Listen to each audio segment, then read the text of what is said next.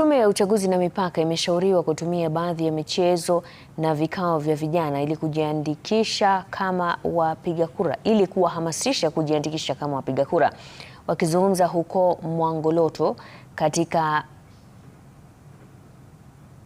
hafla ya wafanyikazi katika kaunti ya Kwale, kiongozi wa vijana Eid Munufe amesema hafla za michezo zinawavutia vijana wengi na kuitaka Tume ya Uchaguzi kutumia vikao hivyo kuwafikia vijana.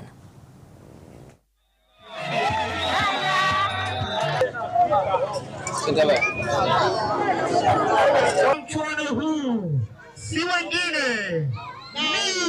Ukiwaita mikutano ya kawaida utapata wazee, lakini vijana itakuwa ni ngumu sana kuwapata. So naamini nikiendelea na kazi kama hii ya kuleta vijana pamoja, tutaweza kusonga pamoja, kwa sababu itakuwa ni rahisi, umeshuka katika lugha ambao anaielewa. This is the only opportunity ambayo anawezesha vijana kuja pamoja na kuwahamasisha vijana ili waweze kuchukua kura, kwa sababu najua kama uko na kura basi uko na uwezo wa kwamba unaweza ukajichagulia kiongozi yule ambaye unamtaka.